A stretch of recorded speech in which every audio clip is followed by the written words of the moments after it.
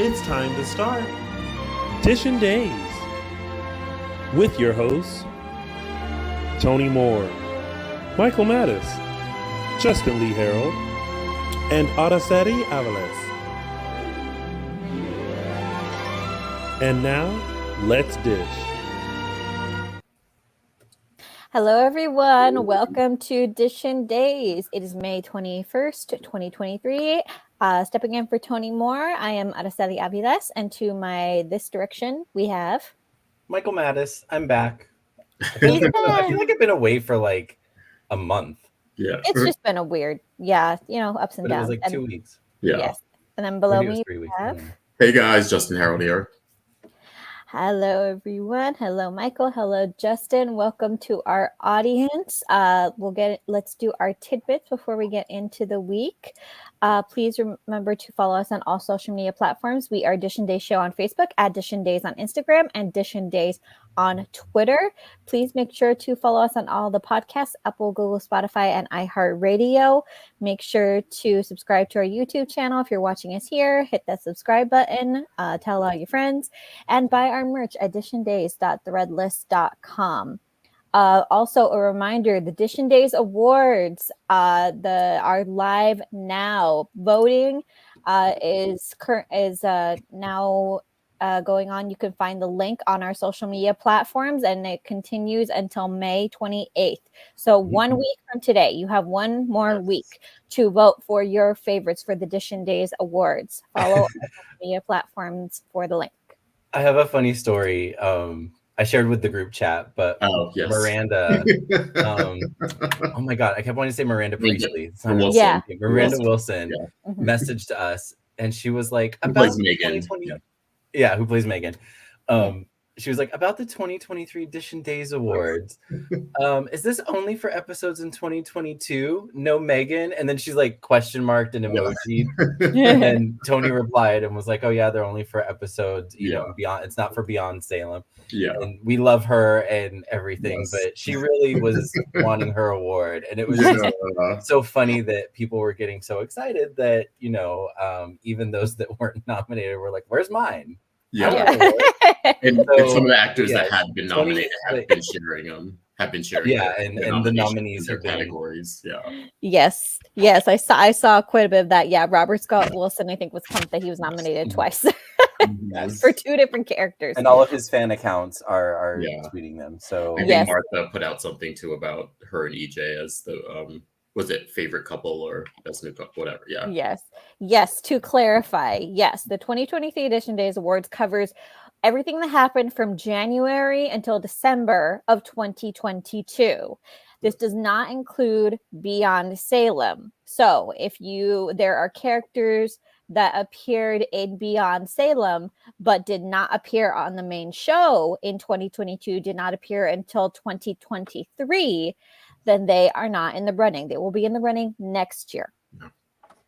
Okay, we good? Everybody, does that clear things up? All right. Yes, go to our social medias and you'll find the link to vote, and then we'll announce the winners in June.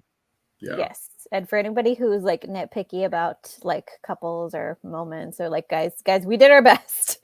there was a lot of discussion. A lot of crap happened last year. Yeah. Yes. And it took a lot to choose from, I think. Yeah, it took us a minute to kind of narrow down, and and not even I feel like we have a good agreed with each other on certain nominees. Okay, but and I feel like we do a good job of not just repeating same old, or doing like, oh, this person or this people would obviously win. We want to give everybody a fair chance. So like John and Marlena are not going to be in the running because they've been together for decades. Okay, so like they will eventually get a Dishin Days Lifetime Achievement Award. Yes, but like they're not a new couple. They are like a stable, solid, been on for decades. We love them couple. So yeah. A lot of new characters too. Yeah. Yes. Really There was a lot to choose from this year. So I hope everybody has something to be happy for. Yeah. Go vote. Yes, go vote. Go vote for your favorites. Okay, with that, what did we think of this week's Days of Our Lives? Oh, really? it was pretty good. It was pretty good. We got a lot of movement. Like I was happy about like some things started wrapping up and some things were happening very fast. And I was like, oh wow, they didn't really take their time with this. They are just like escalating quickly. Yeah. So yeah, and I did, usually I split up my viewing like one night into 2 nights where I watched like 2 or 3 one night and 3 the other, or 2 or 3. But I went through the first 4 in one sitting. Oh wow. So yeah, it was fast paced. Oh no, ditto. So yeah. Yeah, I really liked this week. The pacing was really good. I was like you, Michael, surprised about some storylines. Like it just was like full steam ahead. We're wrapping this up, or we're wrapping this part of the storyline up and maybe moving it to something else. We'll see. But yeah, I was pleasantly surprised. And some things that I was kind of last week on, we'll get into about. I was kind of like, oh, we'll see how this goes. And then it took a turn, and I was like, you know what? I'm kind of into the storyline now. Yes. Okay. There are some things that don't need to be dragged out. Yeah.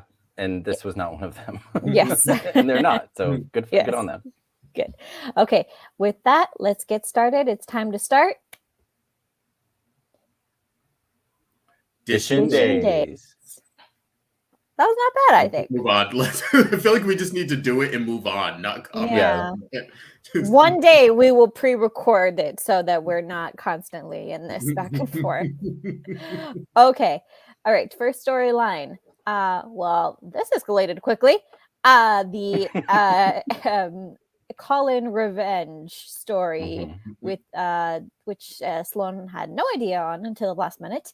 Eric, Talia, Chanel, Paulina, Abe, Jada, Rafe, Melinda, everybody got blindsided by this one. We as an audience did not. Everybody else did. We knew. So Colin is not some prankster, not some innocent, as we all knew here. He's kind of a bit of a psycho. He's an asshole. That's what he is. Yep. And yeah, a little bit, touched in the head, as they say. Yes. Really? Just mute myself.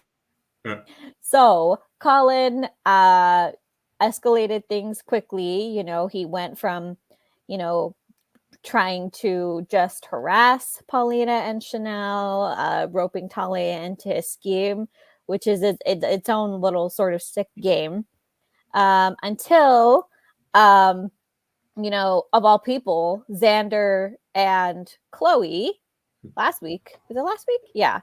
Informed Jada of Colin's presence in Salem. She got suspicious. And then, then that's how Sloan ended up finding out that her brother is in town. And so this is the first time we see them interact as siblings. How do we feel about Sloan, though, trying to cover for Colin and telling him, get out of town? Okay. I always try to, obviously the best thing for her to have done was to go to Jada and Rafe and be like, this is all my brother's doing, so they could have, gotten him and whatever. But I can see that kind of sibling thing going on. Like, she didn't want to rat out her brother. And she at least tried to be like, shut it down and get out of town. At least she was trying to not keep this going. Like, she's trying to move on from it. She wants her brother to move on from it. And she was like, look, just stop and leave town. So I do give her, props for that she did somewhat of the right thing. You know what I mean? And I was somewhat on her side during the interrogation where they were like, well, we have to arrest you. And she was like, but I just told you everything. And for a moment I was like, yeah, do you really have to kick her while she's down, so to speak? But I was like, she did, what was it? Not guilty by association, guilty after the fact. Yeah. So, I feel for her in that. And there was, they didn't, Jada took off her handcuffs while she was questioning her. So, I mean, yeah, on one hand, she should have come forward sooner, but on the other hand, she wasn't egging her brother on. She was trying to get him to stop. So Yeah, I found it to be a fair compromise. I mean, what we know of Sloane, I wasn't expecting her to completely rush over to the police station and like rat him out. I thought that was a pretty fair compromise to say, stop it and leave town, and I won't turn you in. And I mean, she has a loyalty to her brother too, which she should have in some cases. So I thought that was sort of the best you were ever going to get from a character like Sloane. And so I'm glad that she took that approach. Honestly, I'm glad that it wasn't like her teaming up with him or her that sort of a thing. So I thought it was a fair approach to kind of where she took it. And I like that she's always as much as I don't know if the hatred has quelled on Paulina and Chanel, but she was definitely like, I'm not willing to risk my license over this. Like, as much as I get them or my life or her relationship. She specifically brought up Eric. She said, no, I finally have someone good in my life, somebody who's giving me a fair shot, who really, and Eric is a good guy. And to his credit, he stood by her this week. Yeah. He told her, just be honest. I'm right here. And, I credit to this to, one, Eric is a good guy. He does understand the position that Sloane is in. He's not just, being nice. He's a good guy, but he's also done some not so he's great the brother things, of Sammy Brady. I was just gonna say, he understands Sammy's like his sister. If anyone's gonna understand Sloane's position, it's gonna be Eric. Yes. Yeah. You can't be Sammy Brady's brother and not get it.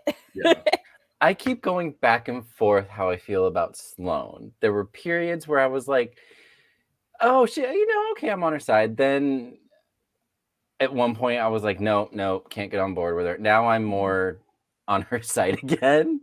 So it's interesting how my opinion of this character keeps changing just as things progress. But we'll see how that goes. But right now I'm on her side. I think, I don't think she's getting a completely raw deal. But again, I think, I give her credit for fessing up. Yeah. Well, I think it's because she is evolving. Yeah. We're seeing her evolve in real time. Yeah. I've said this before. I think one of the like outcomes of this storyline will be like a sort of slight redemption for her. And I think she's going to benefit a lot from this because I think now Paulina and them know it wasn't Sloane. So like everyone's going to have to deal with that. And not that she's been an angel during this whole process, but at least they know it wasn't her doing it. But she is actually innocent of these things. Exactly. Yeah. And I think that's going to change her public opinion that people have of her. Even if, not that saying like Chanel and Paulina are going to, run into her arms with a huge apology and flowers and candy, but I think the public opinion of her is going to change from this a lot. For sure. Oh, I doubt it. That I doubt. No, I think for her, unfortunately, it's going to be guilt by association. Oh. I kind of lean towards thinking that people will soften to Sloane now that I think they that they won't blame her, but they'll kind of go the way of Jada and saying, like, you should have said something the minute you knew. Oh. Just because nobody wants to give Sloane a fair deal. Eric would. Maybe Marlena would. Again. But I mean, they also can't keep this narrative going of only Eric being on her side and everyone being down with Sloane. You know what I mean? That's going to get old. It's already kind of gotten old.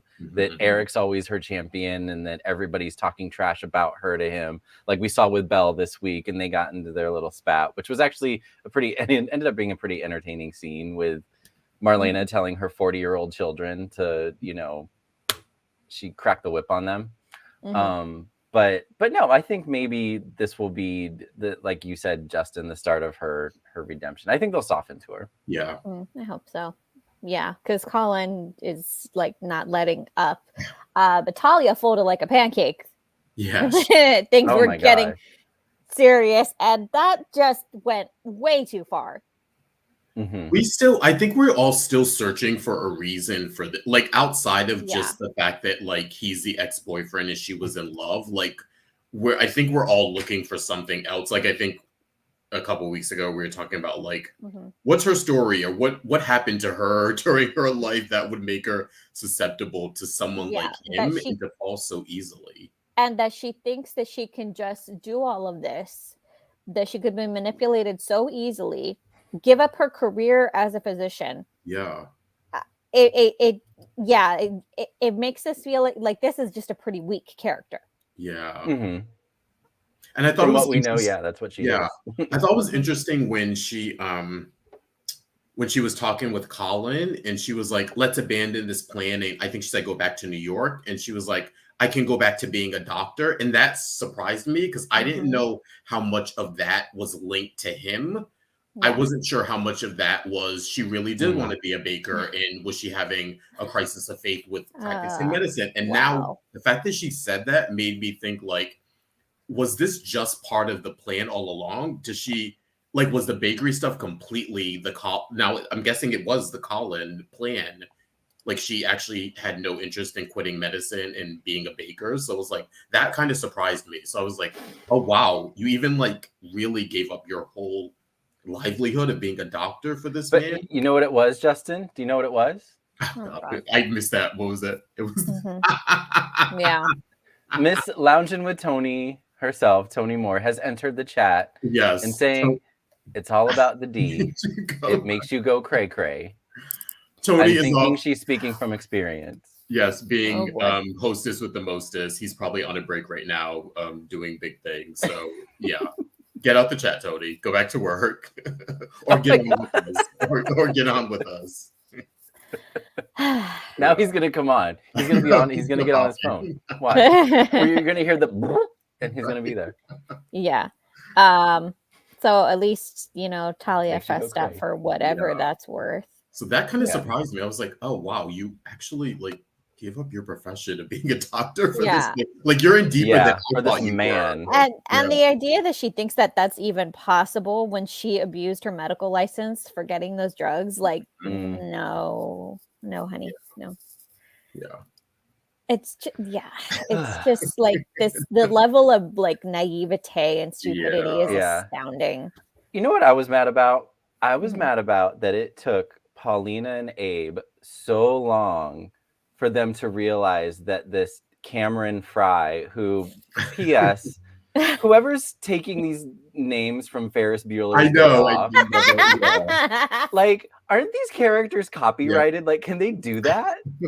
I guess. Are they afraid that John Hughes is like going to come after them for using Sloan Peterson and Cameron Fry? At least they're keeping it soon. Ferris Bueller's Day in Salem is coming soon. Depends. Does Sony own it? I don't know. I'm just talking out. I'm just talking out loud. That may be.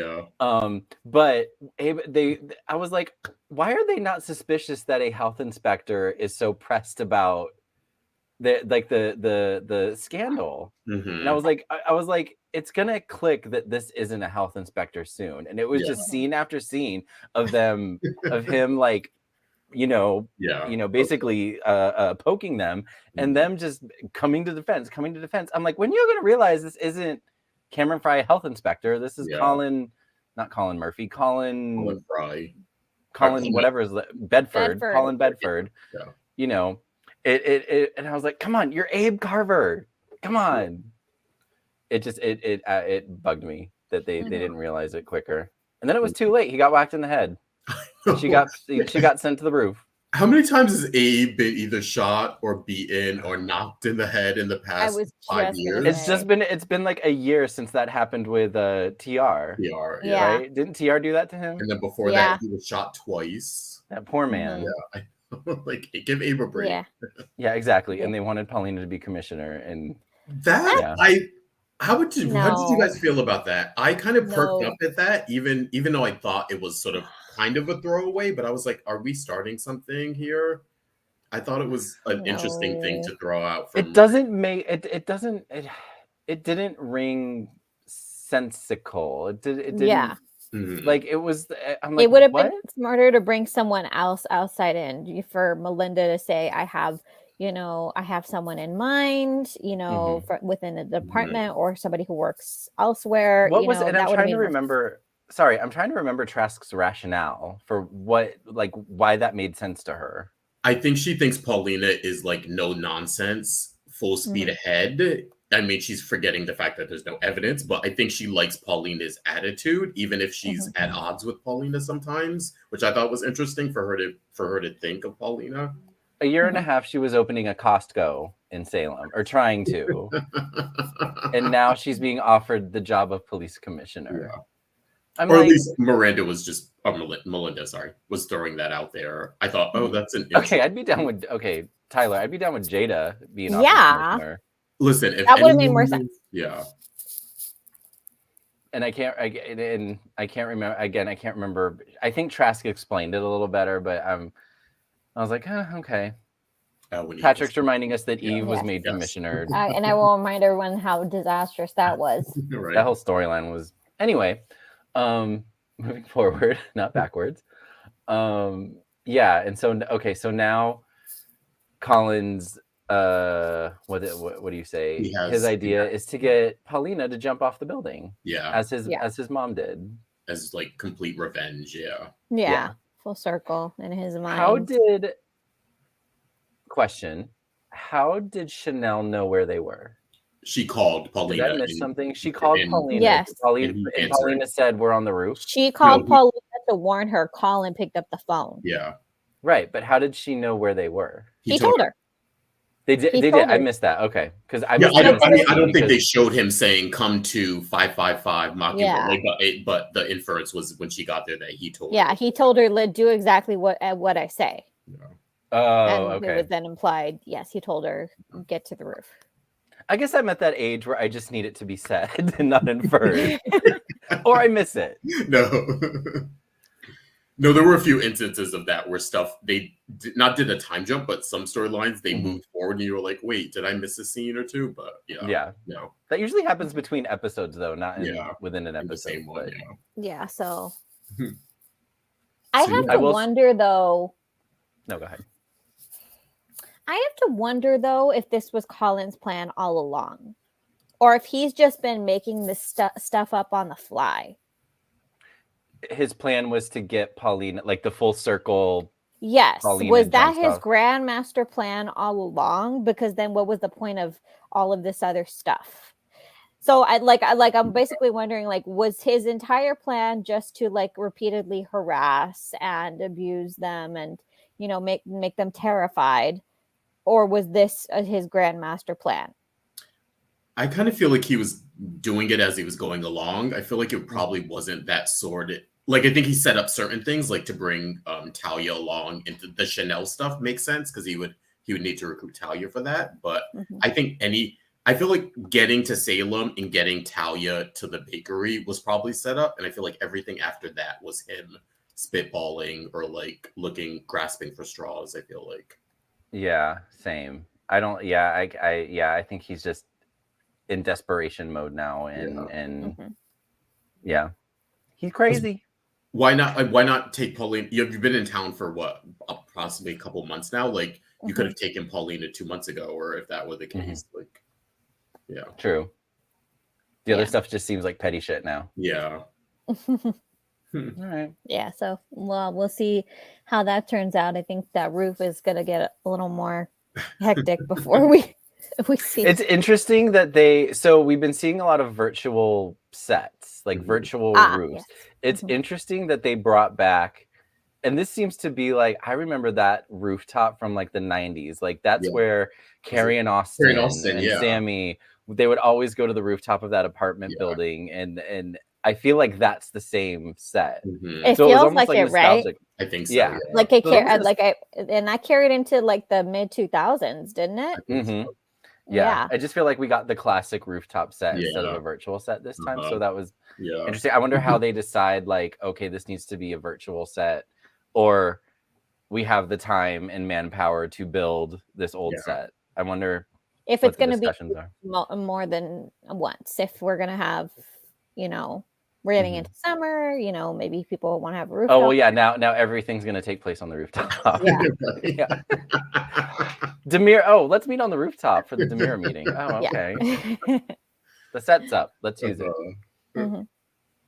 Okay, question. Would you guys, now that we've seen, and I won't spend any more time on this after this, for the rooftop, did we prefer, or do we not have a preference of like the live set or the virtual set? Because I can't say I really have a preference, because they did the virtual set thing pretty well, at least for that, like the John and Marlena scene. Yeah. And when Chanel and Johnny were setting it up, like I felt they did a good job. Yes. Yeah. I no preference. I was fine with it. I mean, yeah. If it means that we get more locations, that makes sense for the story, I'm not opposed. Yeah. To the virtual? Yeah. Yeah, same. Yeah. Yeah. All right. Yeah, we got some money now, guys. Let's use it. Okay, moving on to our favorite, Kate's back. Yay. And her Kate's rings. back, and she got her fucking ring. Yay. This is probably the quickest rescue we probably ever had on Days. That's good. Yeah, which is good. Yeah.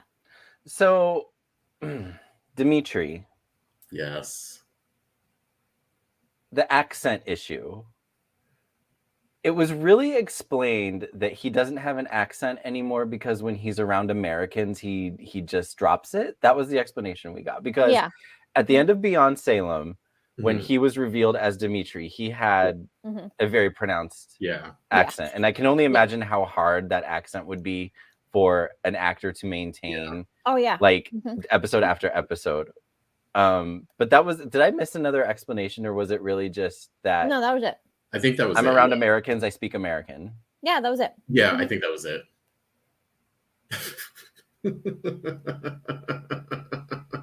I'm happy to see Peter Port back. Is it Peter?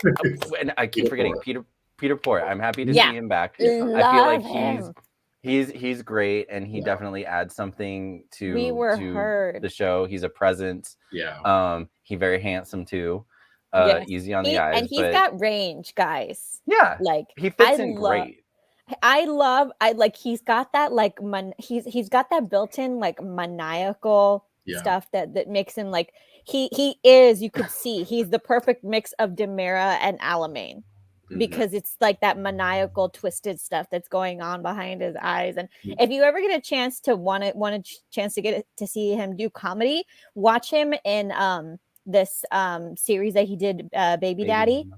Oh, Baby Daddy.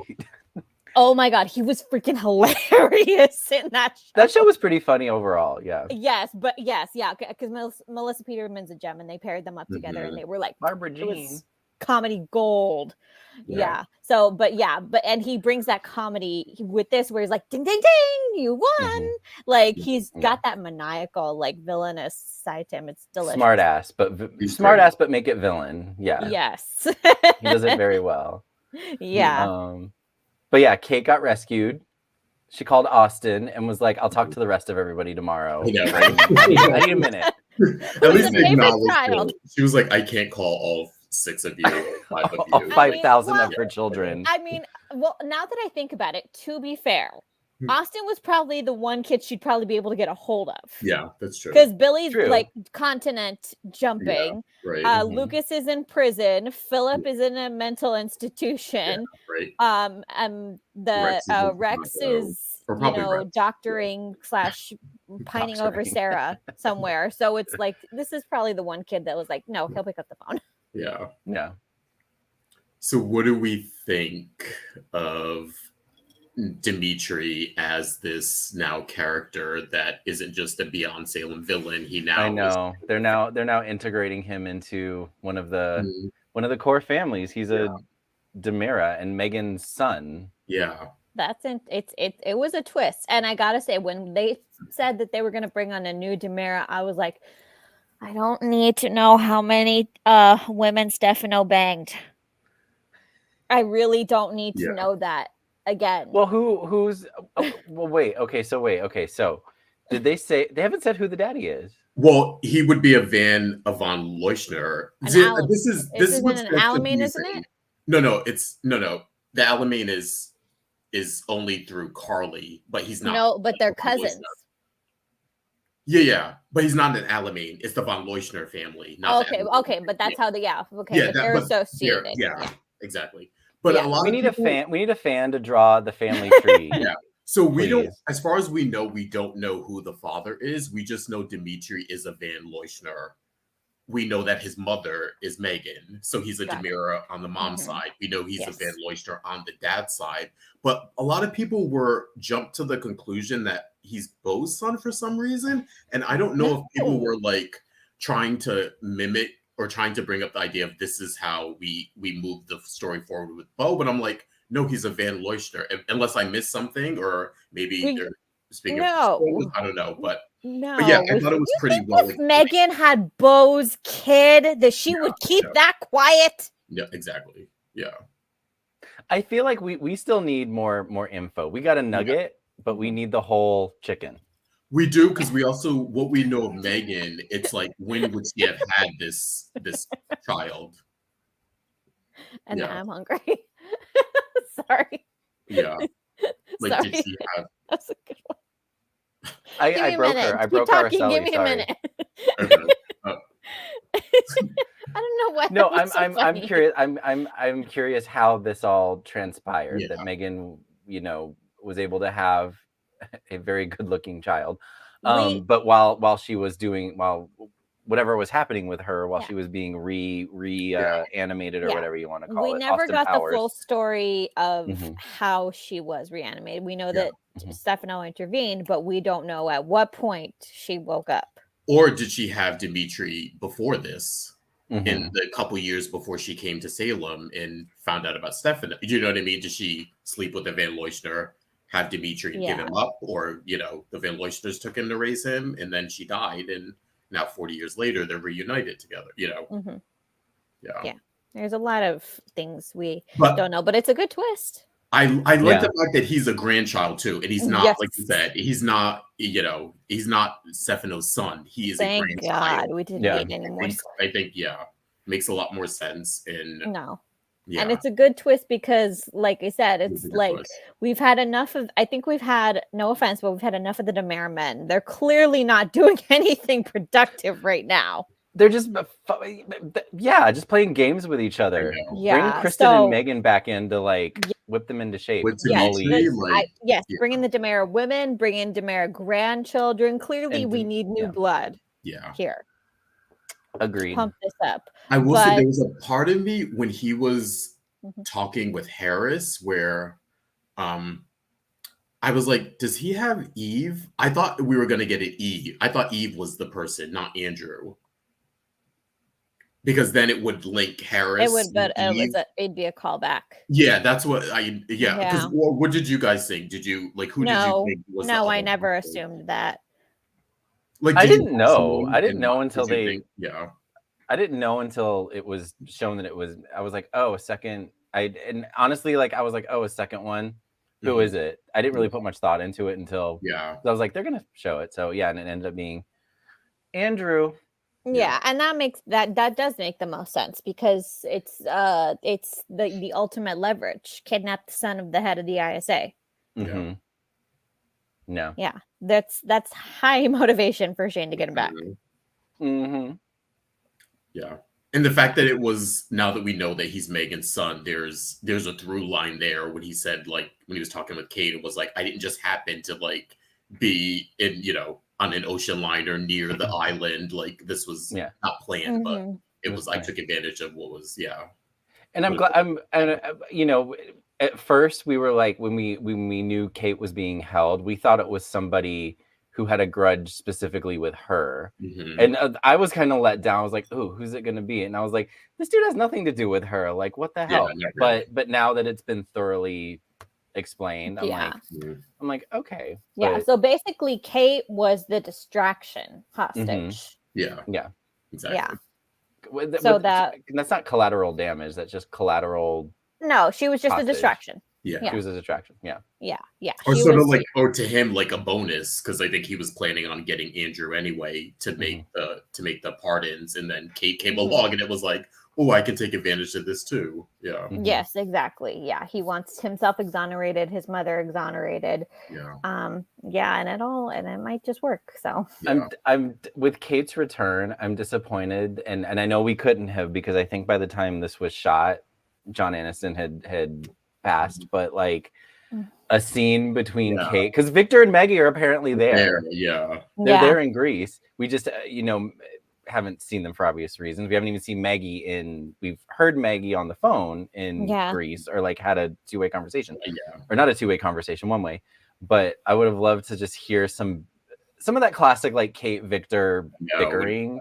I was just like, oh, that would have been so good. But alas, Also, what is with them sidelining Roman for everything? Like, as much as I appreciated his talks with Sean and him being like the patriarch of the Brady family, and I love those scenes he had with Sean, but I'm like, they're like sidelining. I mean, it's his wife. Like, you telling me like Steve can be viable and John fighting crime, you're gonna pretend like Roman can't be? Like, well, because then we would have to have a bigger conversation about why Roman isn't tapping into his former skills as well.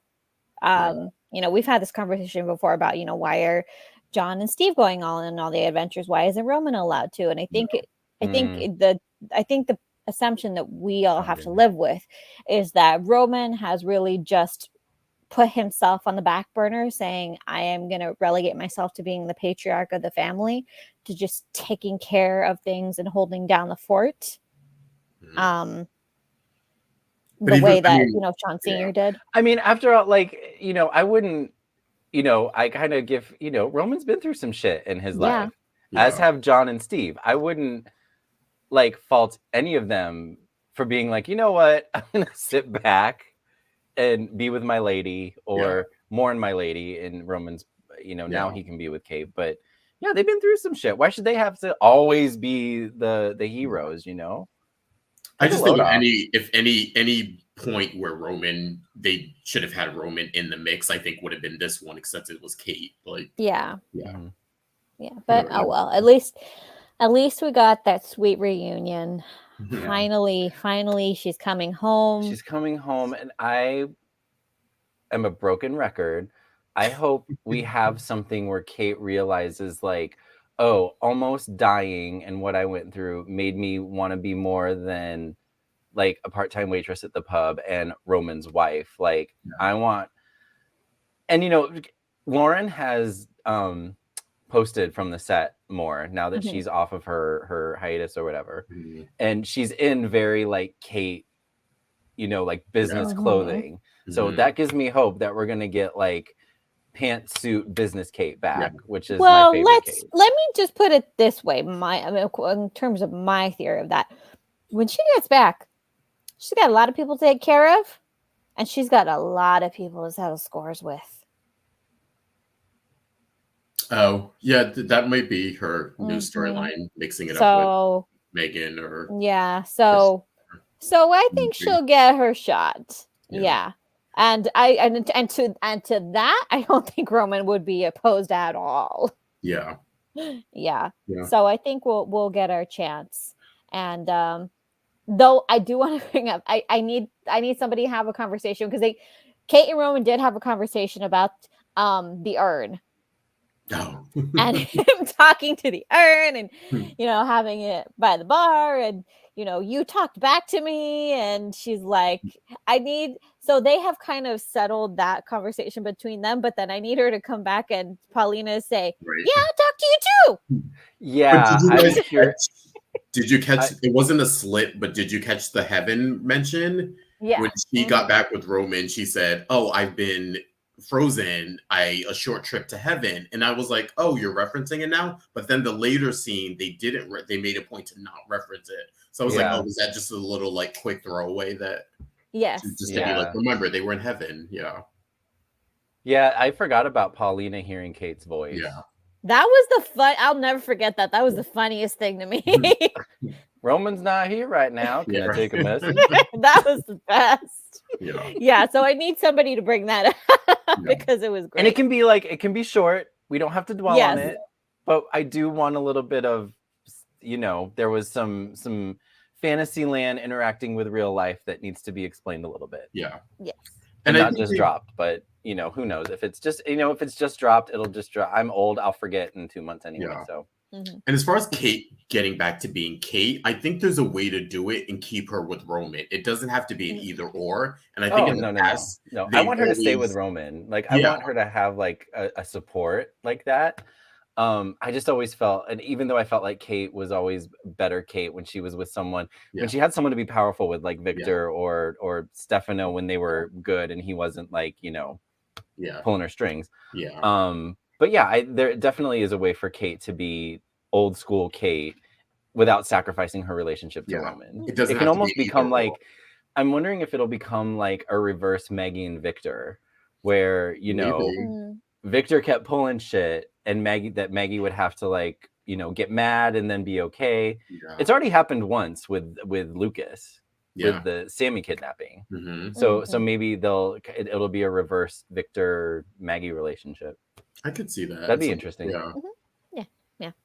We're full of ideas here. Yeah.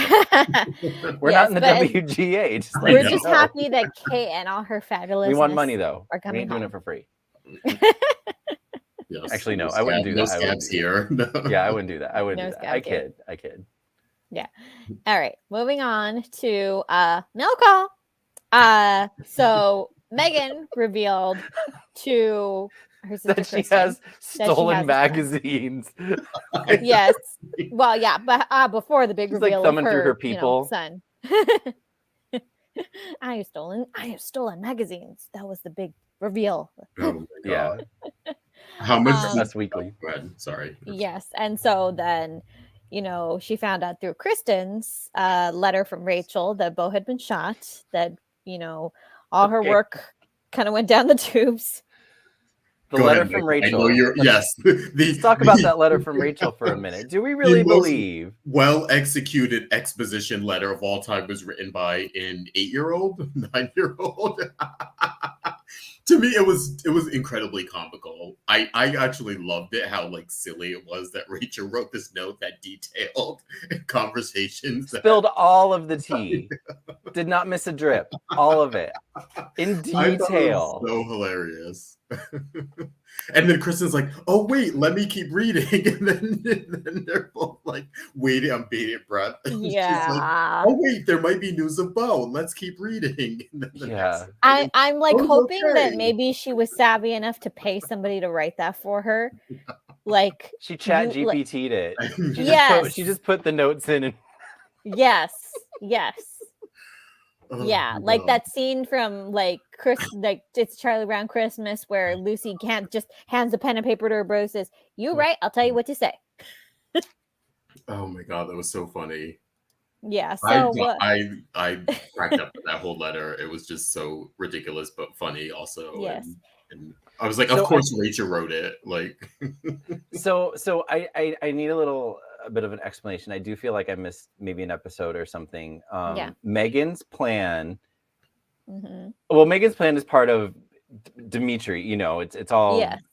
He's holding Andrew hostage to get immunity for himself and for Megan, and somehow Megan's going to get it for Kristen for the 50th time. Yeah, right.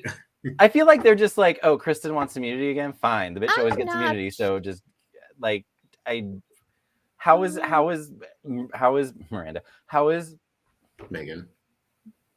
How is Megan planning to get Kristen out too? I'm not sure she is. Or in her mind, in Kristen's mind, she is. But was it ever like talked about between the two of them how it was going to go down, or was Megan just like, yeah, I'll get you out too? But really, she's like, I don't give a fuck about you. I'm trying to save myself here. I think the Dimitri thing might have been on the back burner, but I also think Megan was also thinking, now that Kristen's here, we can help each other escape. So I think she might have been like having two plans going at once. One was the Dimitri thing, like as like the spare, but also like Kristen's here, we can team up. I don't want to, neither one of us wants to be in this place. We could easily escape and go out on the run. So I think she was just kind of hedging her bets. Okay. That makes sense. Really don't think she's going to do anything for Kristen. I'd be very pleasantly surprised if she did. Yeah. I mean, it's interesting because now she doesn't, if Dimitri comes through with this plan, then it would have to be Megan, including Kristen, because she's not part of it any other way. And there's, there isn't. So, I mean, I don't know. Or we could get the thing of Megan sort of being like, I'll throw my sister a bone and help her out. Or, I mean, Yeah, we still kind of haven't figured out what kind of Demira Megan is. We know who she is. So in the context of interacting with other Demiras, so we know who she is. She's very much Stefano's daughter. We very much know who she is as a character, but in the way that she interacts with siblings, we have not seen that yet. Yeah, we haven't seen that. How does she fit into the whole Demira empire and the whole interactions? Yeah, that's all very unknown.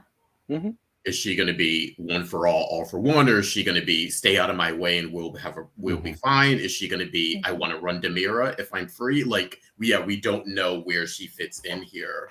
No. Yeah. And then on the other side of Rachel's letter was Daddy and Chloe are no longer together. Is that okay if I'm happy about that? Chloe moved in with Xander. I'm happy about Xander that. Cook. She last named him in that letter. I know. Xander Cook. As if Kristen wouldn't know what Xander is. Right? As if there's another Xander in the mix floating around. That not to confuse you with a random guy named Xander she may have met. It's Xander Cook. It was just, I'm telling you, the detail in that letter. I drip was spilled. Yeah. Oh my god, too funny. Too so funny. Yeah, so I do feel like we got a little too much time. I know it was only one episode, but I still feel like we got too much time on the whole Xander and Chloe thing. They're roommates, they bicker like roommates. They almost kiss like roommates. I don't want that to happen. We've already said our piece on that. Brittany talked way too much about them being roommates. Yeah. Let the girl live. The one piece of information I liked he did, and where as we often talk about Salem geography and apartments and real estate, he did reveal that their apartment is right across the street from where he lives with John and Marlena. I thought that was like a cute little whatever. He was like, yeah, I just saw. He was like, I was at the apartment next door, or the building next door, and guess who lives there? And I was like, okay, so they're in the geography, they are right next door to each other, or not? Yes. Well, the building next door, yeah. I can at least appreciate him saying, "I'm a grown man with a daughter. I gotta start moving out of my parents' house." Yeah, It made sense at a certain point. It no longer does. Yeah. Yep. Yeah. Okay. So that's that. Before we move on to tidbits, I want to remind everybody to please subscribe to our YouTube channel. Make sure to follow us on our social media platforms, Dishin Days Show on Facebook, at Dishin Days on Instagram, and Dishin Days on Twitter. Please follow us on all our podcasts and buy our merch at dishindays.threadless.com. All right. Oh, that's right. And vote. 2023 Dishin Days Awards. Voting ends in 1 week. Vote until May 28th. All right. Let's move on to our tidbits, which is this is the conversation they both wanted and did not need. Prenatal versus premenopausal. Well, technically it's perimenopause, but yeah. Oh, hi. How did we get the conversation that I wanted and it's not even real? With Nicole in there was so much talk about menopause this week and it's not even happening. Oh, that's right. Yes, she talked to EJ about it. She talked to Marlena about it. Yeah. Like, it's not even happening. And like, she even made the distinction with EJ. Well, I'm in perimenopause, not menopause. I'm like, you're not in any of those things. None of that's happening. Stop talking about it. The more you talk about it, the bigger the hole you are digging for yourself. But that's Nicole. This is, that's in Nicole's nature. Yeah, I mean, I greatly appreciate that you are educating yourself for when the time comes. I greatly appreciate you educating us on, there is a difference, and this is can be like a 10-year process. Thank you for that. But we're not even there yet. Let's focus on what's actually happening. I gotta say, I really felt for Nicole this week. Usually it's one of those things where it's like, oh God, Nicole, like you're lying again or you're scheming again. Just like tell the truth. But I think, I don't know if it was the way Ari portrayed it, and even this week she looked like tired in her scenes. They made like an effort to look tired. I don't know if she was sick. She could have been sick herself, the actress. Oh my God. Actually, somebody actually brought this up on Twitter, and I realized that the timing actually worked out. That these scenes were probably because she sounded sick in last week's episodes. And somebody brought this up, and then I counted back to her. I was like, oh, this was probably when the Day of Days was happening. And remember, she lost her voice. Ari lost her voice right. that day. It was, we were talking behind the scenes with her. She was chugging water and on hot tea like crazy, just trying to like soothe her throat, but it was like doing nothing because she still had to do interviews. She just needed to sit down and rest. And so I think that was what was happening. Yeah, that could have been, probably true. Yeah.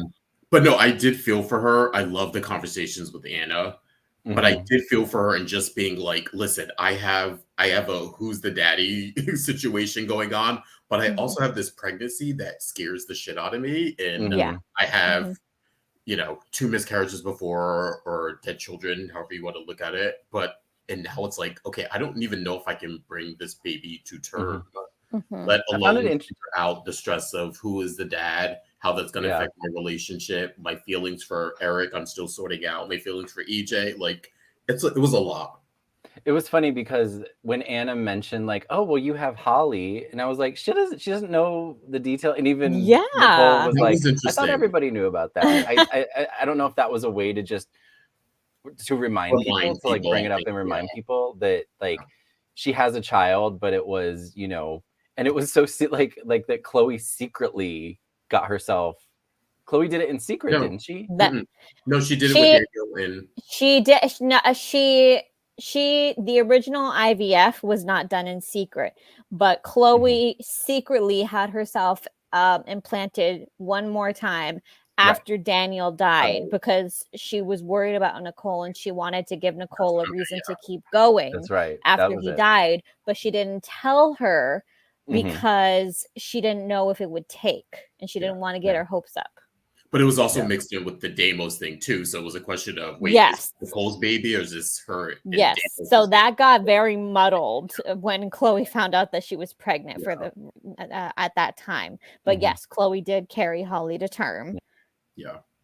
And I like that just another bit of history, which they didn't sort of mention, which I thought was interesting, is that the only other time Nicole and Anna have been in a storyline was the Sydney kidnapping thing, when Anna sort of took it over, but she in turn kidnapped Sydney for EJ, and then Nicole found out and then wanted her to get her out of prison, and Anna was the one who got her pardoned, did all that kind of stuff. So I thought that was interesting that they're now in another storyline with each other years later that is about a secret child that maybe EJ's may not be EJ's and keeping it a secret. So at least this one's Nicole's.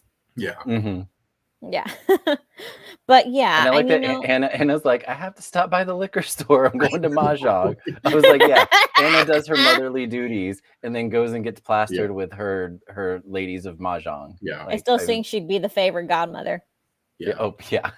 We talked about this before about this is how you use the vets in storylines. Like you pair them up. We saw this stuff with Kate and Jada. Now we're seeing this with Anna and Nicole. Like this is how you can put two characters together and make it make sense and be realistic. And just have her be a good ear to listen to, and then even just be her friend, and say, oh no, you can't drink coffee, go upstairs, you know, you said you are tired, go upstairs, get some rest, just kind of being, minding that person to just remind you, hey, you need to take care of yourself. It's okay.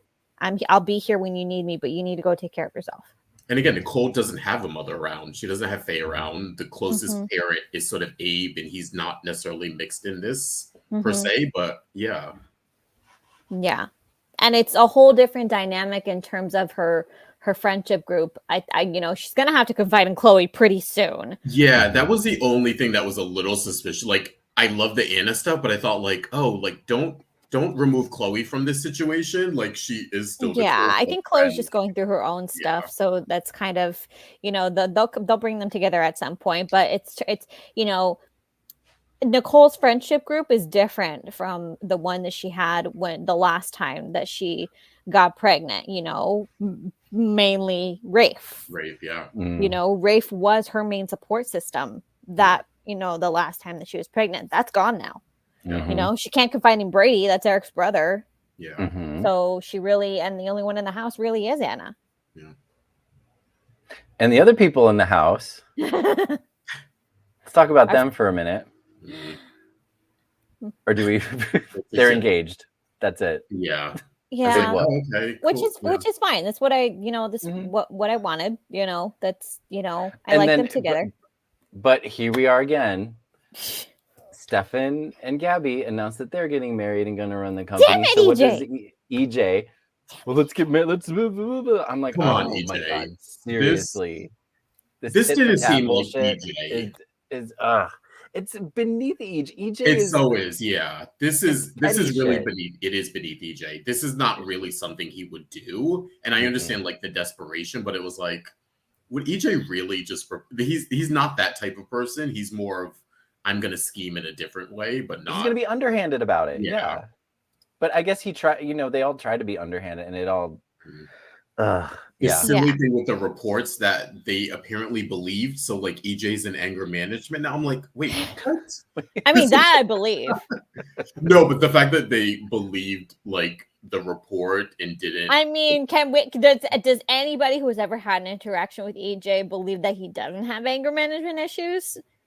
So it didn't take much for Shin to, even if, they did do shenanigans. He probably suspects that, but at the same time, he's probably like take care of it. Take care of it. I was more annoyed that they believed Stefan and Gabby's Nicole's version of it. Like that part was like, okay, I thought it was going to be this thing where they said like, I don't trust either one of you, and threw out the reports, and it was like start from square one or something. But like, would you really believe Nicole? Like the fake report that Nicole said? I mean, it's silly. Bring Rachel in. Rachel will do. Rachel will write the best report on Demira Enterprises. She will get no detail left on the floor. Yes. Last names and everything. Okay. All right. And then the only other part of this is that Sloan now knows that Nicole is pregnant. Yeah, because her, as normal prescriptions do, have a big labeled description of what the pill is on it. Oh, prenatal vitamins. I was just that was an eye roll for me. You can just get those at Target, right? I didn't think they were. Of course, I'm not a lady, never been pregnant, so what do I know? But I didn't know you had to get them from a pharmacy. You don't have to. It's like if you want to go to your doctor and make sure they're prescribed. You never know if you're iron deficient or something like that. But if you want just generic prenatal vitamins, like people take them all the time for like skin and for like nail and hair health. That's just generic stuff. But but anyways, so Sloan knows. Is probably in her best interest to keep it a secret just until the paternity tests come in. It's like, and Nicole said herself, it's like, it's not that not necessarily that she's going to be lying to everybody forever. That's not what is happening. It's that there's nothing to tell at this point. She can't definitively, say, you are the father. What should we do now? There's, we got to wait a little bit. Yeah, it's funny because now we're getting, it's for senior adult, God.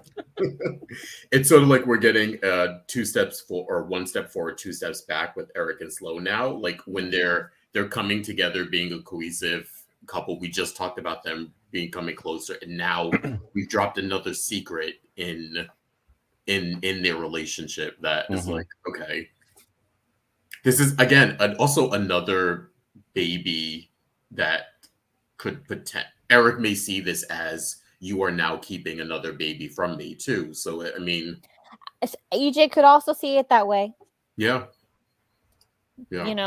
Nicole went on about how, Eric was deprived of being a father. Yes, he lost Mackenzie. Yes, he lost the baby that he was going to have with Jada. EJ, though he has children with Sammy, EJ lost both those children that he had with Nicole. He just didn't know it till after the fact.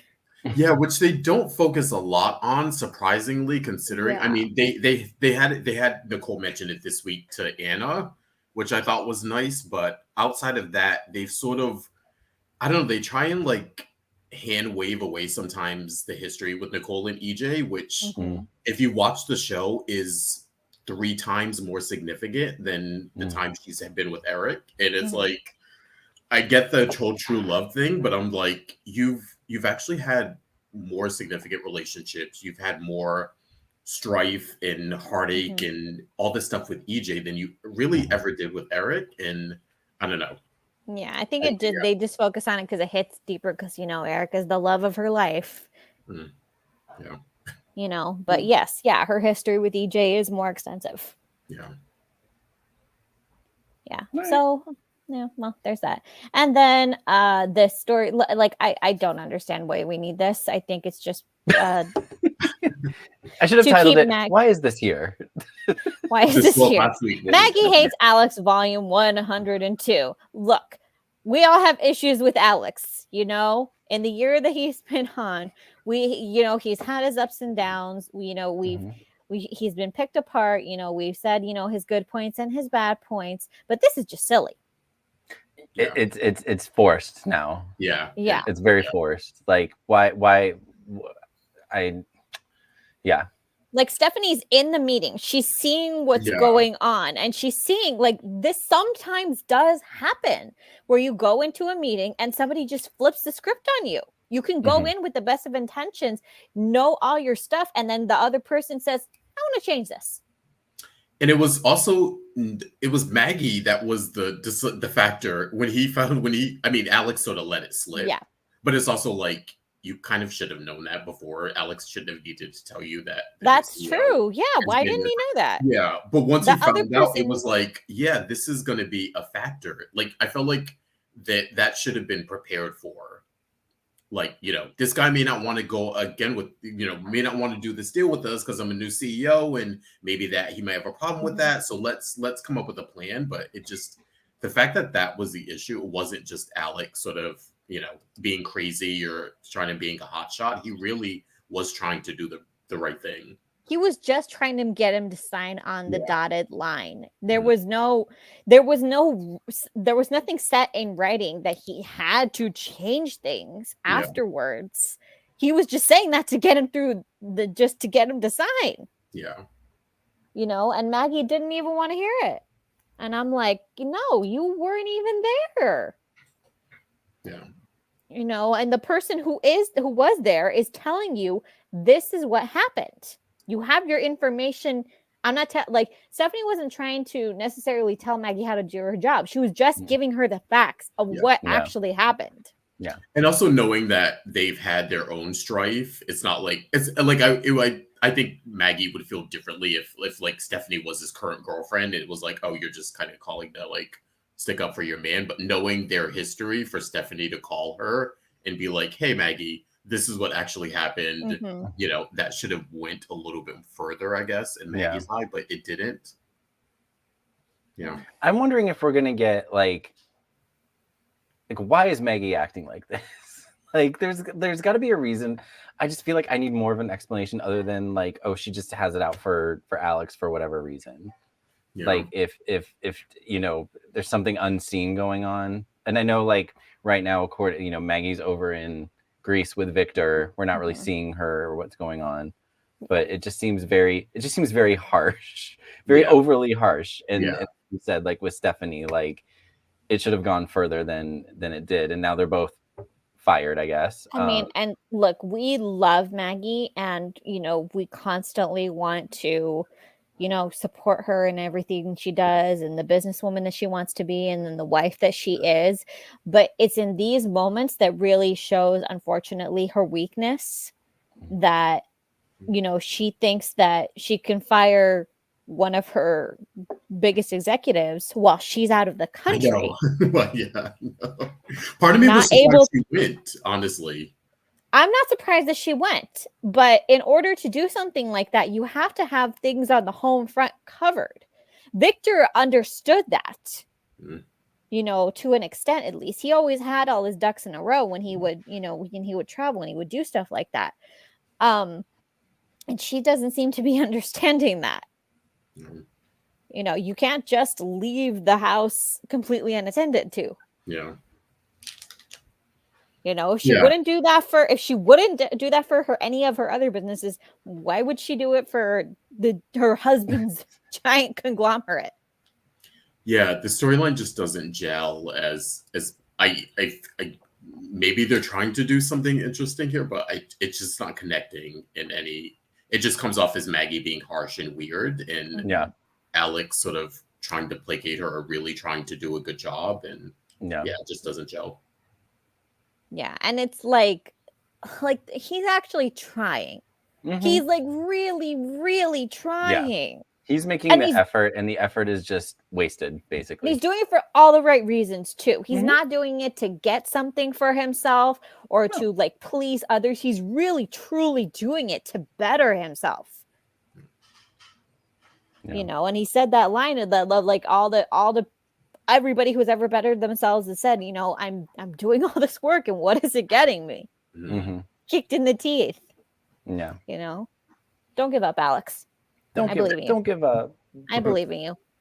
And Patrick TV, the reason that they brought on Josh Flagg to play that role is because Josh Flagg is on $1 Million Listing. $1 Million Listing is a reality show on Bravo. Bravo and Peacock are owned by the same parent company, so it's network synergy. Let's put somebody from another one of our shows on one of our shows, and maybe they'll watch the show that this other person is on. Yeah, I thought it was weird the character choice they had for him, like I'm assuming He wasn't a real estate agent. Or he was coked out, right? That was Coked the out inference. douche. Yeah. Yeah. Okay. Mhm. Okay. I was like, when he was like, I need to go to the bathroom and Oh, yeah, totally. And I was like, wait, is that, are they going there? Okay, they're making him this person. All right, interesting. What? I wanted so badly for them to make some kind of a comment on that. Yeah, interesting. Yeah. Like, But they got a little didn't. something. Yeah. Got a little something. A little something. Yeah, it was an interesting character for sure. Anyway, so poor Alex, but I believe in you. Okay, and that was your week of days. Let's get into our segments. Tony is not here, so we will start with Michael Mattis's. Wow, I'm off for a couple weeks and I completely forgot what I'm doing here. Caption that. All right, this week's caption that comes courtesy of Paulina, Cameron Fry, and Chanel on the rooftop. And this week's caption goes to Annette Christian Thompson on Instagram with her caption, Chanel, honey, I told you not to borrow my clothes. My Jackie impression. She looked Bad great. impression. It's amazing. Oh, Oh, yeah, I love oh. both their outfits. All their clothes, yeah. Oh, Those yeah, are Raven. They dress really- Raven and Jackie very well. Yeah, Mhm. and Talia too. I like what Talia, even Mhm. yeah. I did not like what Talia was wearing. Well, Oh. not the last one, but previously it kind of Yeah. she was great. All right. And that was this week. Caption that. And next up we have Everyone, taking you back to March 15, 2012, where Will came out to Sammy and Lucas. We always talk about this storyline. I think it's probably going to go down in Days history as just one of the best, just from start to finish. Just the acting and the writing. And one thing I want to highlight here is I know both Sammy and Lucas had issues with it, but for different reasons. And I want to highlight Lucas's here because we've talked about this before, and it doesn't get explored a lot on TV, even though it is a real thing, as some of us in the community may know, is that when your parent may have a difficulty with you being gay, and it doesn't have to do with homophobia, it has to do with this idea that your life is now going to be hard, or your life is now you are And now you may not be safe. minority. Say it again. You may not be safe. Exactly. It's sort of that worry and that concern that a lot of times for people gets. I think people get it confused with like homophobia or being fearful that your child is gay, and it's not. It's very different. And I love the fact that they had Lucas take that approach, and it was very clearly defined. This is why he thinks this, and it wasn't rooted in homophobia. So I just want to highlight that. I just neither Sammy or Lucas had an issue with him. Yeah, him being gay wasn't the issue. Sammy, I think it was like more of just a lack of control. I think Sammy's was slightly different. With Sammy's was why didn't I know? Yeah, that was her. Yeah, Sammy. exactly. Like Sammy makes everything about herself. Yeah. So when Will came out, it was why didn't I know? And then when she found out that Marlena, and EJ knew. Yeah. Although EJ didn't make it known that he knew, he just said, "Oh, I've always suspected." And Kate knew, yeah. Yeah, they both were like, "Well, we've kind of suspected for a while, but it was like not our place to say anything." And actually, I give credit a lot to EJ for that as well, because that I remember that scene so clearly. Like, wait, what? Did I miss a scene where where Will told him or he overheard something? I was like, "Oh no, EJ just knew," and he was like, "Oh, EJ's got the gaydar." Yeah, he just had the gaydar, and he was like, "Well, are you okay?" Yeah, so I just love that was where it came from, and that's where the writers chose to go with it, which is not. We don't see that a lot on TV. We don't see that perspective that is really out there, and it is probably more so the cases than not. So yeah, so to highlight that, May 15th, 2012, when Will came out to Sammy and Lucas. 11 years ago. Wow. Yeah. Does not seem like that long ago. I know it doesn't really. I know. Those were the days. Those really were the days. That was a solid storyline. Those were good days. Those were good. Good Those times. were good days. Really good. Yeah. And now it's time for my segment. It's a gift. And this week's It's a Gift goes to Marlena Evans. I did enjoy that scene. Yeah. Saying what needed to be said. Snapped out of it. Yeah. Shut the hell up. She pulled a moonstruck Cher without the slap. Yeah. Yes. Snap out of it. I'm not done yet. Marlene and Mom. And you know, they it was so funny because they literally they reverted. They were bickering, and then they clearly reverted back to like children, and they were like, "Oh, Mama's." They're like, "Mama's mad." It was funny, and it's such a contrast because we always get the Marlena Sammy sort of adversarial scene sometimes, and them butting heads. So it's very rare. I think this is probably one of the few times we've had it where Marlena just really being angry or annoyed with Eric and Belle at the same time. And that, I feel like we didn't have. Did she have a line? Did Deidre have a line where she was like, "I didn't come back from the"? Was there a line about her being like undead or something? So yeah. I kind of chuckled at. I don't remember exactly what it was. Yeah. I didn't come back. Basically, just had you two fighting or something similar to that. Yeah. Have you bitching at each other? Yeah. Or at each other's throat or something. Oh, and then she mentioned she said something like, "I don't particularly care for Sloane either." Oh yeah, she did. Yes. She was like pulling no punches. And then when she saw Sloane, it had to I was like, that's such an awkward moment when you see the mother of like your ex-boyfriend and the current boyfriend, and it's like, right. Yeah. It was Anyway, good scenes, good stuff. Good scenes. Yes. It's a gift. Yes. And now it's time for news and gossip.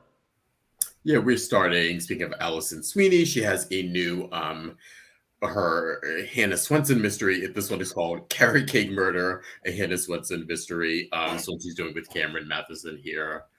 It's actually premiered on Friday the 19th, a couple of days ago, but with any Hallmark movie, it'll get reran. It probably either caught it Friday night or Saturday night, or I'm sure. And don't they show Hallmark movies on Peacock too? Yep, I just some of them on Peacock now. Yep, it should be on Peacock. If it's not, it'll be premiering soon. I don't know if there's a delay between showing it on the network and then moving over to Peacock, or if it's in whatever. If it's the same time. Yeah, but go check it out on Hallmark Movies and Mystery, or possibly check it out on Peacock. But yeah, it's good to see how often I'm doing these. These must be popular because Yeah. she's been doing these movies for years. They're So very Well, it's 'cause she popular. produces them. Yeah, these are the ones that Yeah. she produces, and this is again one of the reasons why she sort of took a break, or took a little break from Days to kind of get into playing different characters and do some producing. Sister is doing it for herself. Yeah. So way to go. Yeah. Yes. And she also was on, we weren't here the week, but you can probably check this out online. She was actually on the Sherry Shepherd show as well. Oh, They yeah. did like a Mother's Day special, so we weren't able to cover it, but she was on there with like TV moms, and it was her, Jo Marie Payton from Family Matters, and another mother who I'm forgetting, but it was like them doing like an advice sort of panel sort of segment. So go check it out. You can probably check it on Sherry's YouTube page. Probably just search a couple weeks ago in her videos. Yeah. See it, but should be on the I'll YouTube channel. on there. Yeah. So go check that out. Yes. And we have a rather unfortunate announcement for those of you who have been living under a rock. The 50th Annual Daytime Emmys are postponed. In a statement, the Adam Sharp, the president and CEO of Natus, has said the 50th Annual Daytime Emmy Awards, planned for Friday, June 16th on CBS, is postponed due to the WGA strike. In addition, the Creative Arts and Lifestyle Ceremony, planned for Saturday, June 17th, has been postponed pending a strike resolution. We look forward to our community gathering as one to celebrate our golden anniversary and all of the talented nominees and honorees at a later date. But you know what is happening? The Dishin Days Awards. Go on our socials and vote. Yes. So we are virtual. Okay. We don't have to cross any picket lines. Yes, exactly. Okay. All right. Because we don't get paid for this. So our awards will be going on. Voting is until May 28th. We will find out who won the Emmys at a later time. Yes. Maybe perhaps much later, depending on how long this strike goes on. We all had hopes that they could put on, like, the Tonys got a pass. They're going to be able to put on their televised award show. I texted the three of these guys and was like, oh, we have hope for the Daytime Emmys because the Tonys made a deal with the WGA.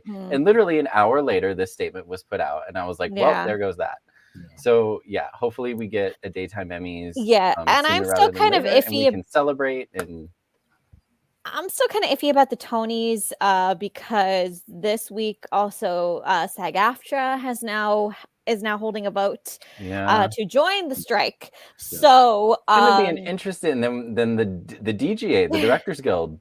Then they're next. They are getting pressure as well. So unions across Hollywood on both coasts are really like putting their foot down. So trying to save their livelihoods. Yes. So yes, if you follow on social media, any like WJA West or East, you can get a really good sense of why they're striking. Basically it's just for a living wage. The contracts have not been updated since streaming services went into effect, have existed. This is common. Like the industry evolves, but the deals need to as well, and the studios don't want to because they don't want to give up even a little bit of their pie. But and I think this is why they strike. I think there's always been misconceptions about what people in entertainment actually make. And I think people found a very small percentage that make the big bucks, and they don't realize the industry is mostly made up of working class people, despite what you may think. And that not in mansions. Writers do not make a ton of money at all, actually. I think some of what people think of, they think of the Dick Wolfs and the Shonda Rhimes. It's like, no, that is the 0.05% of writers that make that money. Most of them do not make a living wage. A lot of these writers who win these awards, as we saw with the biggest example people are using, are the guy who wrote The Bear hit show. He is now just applied to drive for Uber or something because he does not make money. And his show is winning awards, and he doesn't make money as a writer because none of it trickles down to him. Exactly. Yeah. So Anyway, Yeah. go That show was some our- support. We are sort of, unfortunately, we are looking at maybe a possible complete shutdown of the entertainment industry in the next 30 to 45 days. that'd be nuts. But The goal is to having all of these unions shut down. It puts pressure on, and we could finally get a resolution for all the unions that need deals and get it up and running. My hope is that we don't get a press conference of the Emmy Award, of the daytime Emmy Awards. But maybe they link them with the primetime Emmy Awards, maybe. And we just do a sort of week-long sort of Emmy celebration in September. My fingers are crossed for that, because that'll give them hopefully enough time where the strike has resolved itself. And and this being the golden anniversary of the daytime Emmys, being I know such a it's been a very year. it's been a standout year for soaps. It's also been a hard year for a lot of the community in daytime. We lost quite a few people who were working, and then who were from other soaps that have been canceled. It's been a very it's been a bittersweet year, and I feel like that needs to be honored for everybody who has worked so hard in the daytime community, whether you work for the creative arts or the lifestyle shows, if you work in the daytime, if you work in behind the scenes in the wardrobe and the lighting department. This is where we honor you, and we as people who comment every week on Days of Our Lives, we appreciate we've said a lot, how appreciative we have been of Peacock stepping in and, giving us, we're noticing, lighting touches, and then the new sets and things like that. And we know the behind the scenes people who take the time to put in that work for it. So it's important for us. It should be important to us as an audience to want those people to be honored in the correct way. Yeah, absolutely. Yes, so fingers crossed we get a daytime Emmy celebration as soon as we can.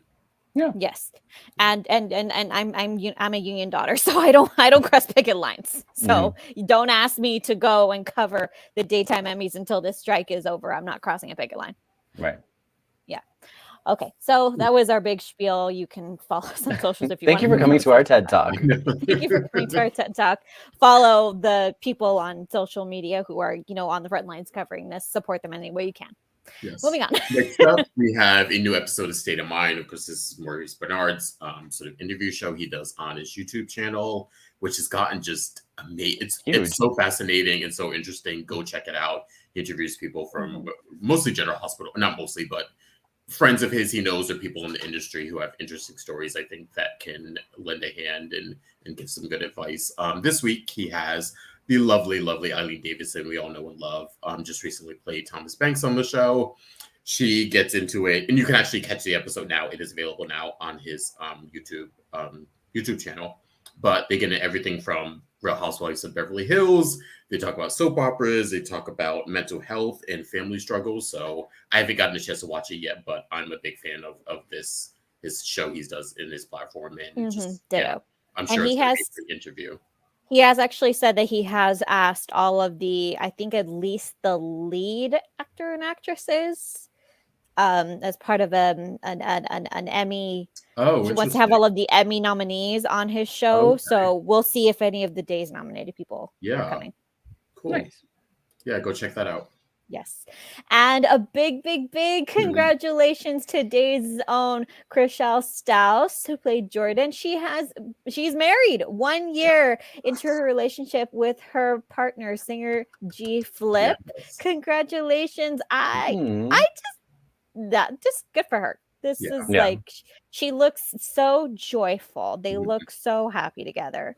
And they, so that happened recently, and the new season of Selling Sunset that just dropped on Netflix presumably is going to cover their relationship. I don't know if we'll see the wedding down the line, but we'll get more behind the scenes of those two. So congratulations, Chriselle. Yeah. That's you, Justin. Oh, that was part of okay. Yeah. It was part of the same one. But yeah, big congratulations to Brandon it is? Ross. Oh. Yeah, and his Sorry. and his wife Isabella. They are expecting a new baby this September. So big congratulations to that. We do know Brandon has a previous daughter with Krista Storms, who he has a great relationship with, but this will be his second child, first for the newly married couple. So they're expecting a baby. They haven't released a gender yet, but they're expecting a new baby Barash in September. Baby Barash. Yeah, big congratulations to them. I kind of have house envy right now. Have what? House envy. I'm like looking at that living room. I'm like, that's a nice house. Yeah. Oh, I really like that layout. I think it's just the layout, the way that they did that. Really nice. Yeah, so big congrats. Never gonna have one. Yes, not here anyway. As we said, Hollywood is it is a place. It is a place that exists. It is a place that exists. Okay, before we leave you for the week, let's take a look at the promo for next week's Days of Our Lives. Andrew's been kidnapped.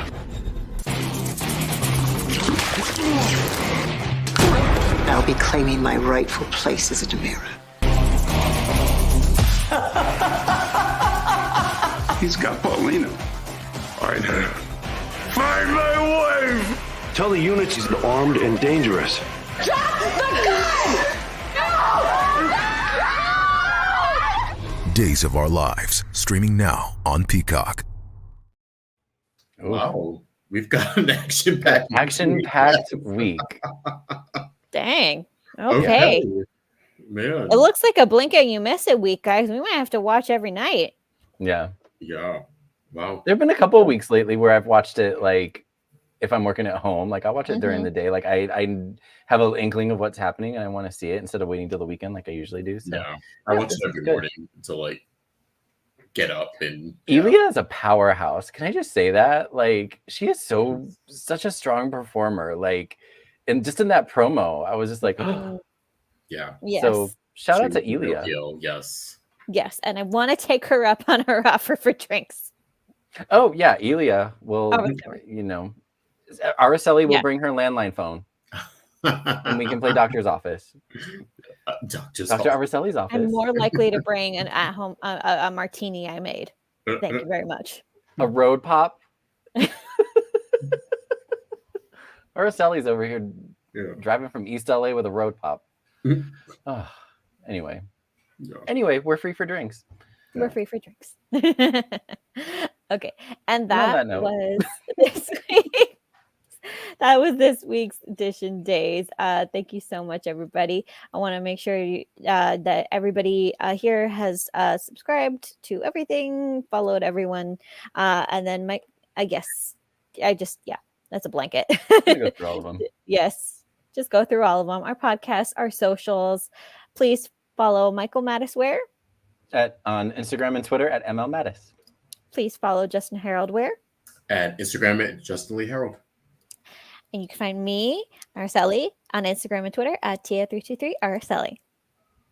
And you can check out Tony, his short film on his YouTube channel at Lounge with Tony. Yay! Check it out. Yay! And you can also follow him everywhere at Lounge with Tony on all social media platforms. Yes. Okay. Thank you so much, everyone, for joining us. Follow us, subscribe, and we will be back next week with a new. And vote for the Dishin Days Awards. Yes, vote for the Dishin Days Awards. Thank you for reminding me. Voting is from now until May 28th. That is next Sunday. You have 1 week to vote for your favorite nominees, and they're not getting their Emmys yet. So please vote. I mean, in reality, that's what they want, our awards. They don't want Emmys, right? Yeah, we will have our show on time this year. Dishin Days is filling in the award circuit this year. Yes. Yes. So we've come to the rescue. Yes. We've heard the resounding calls for us. So we've come to the rescue with our Dishin Days Awards. I feel honored. Yes. Miranda, we got you next year, girl. I promise. Yes, next year. Yes. No, you're definitely in the running next year. Don't worry. Yes. That's a guarantee. There's no way you're not. But yeah. So thank you for joining us. Thanks, please everybody. vote. Please subscribe. Tune in next week for a brand new edition of Dishin Days. Bye, everyone. Bye, everyone.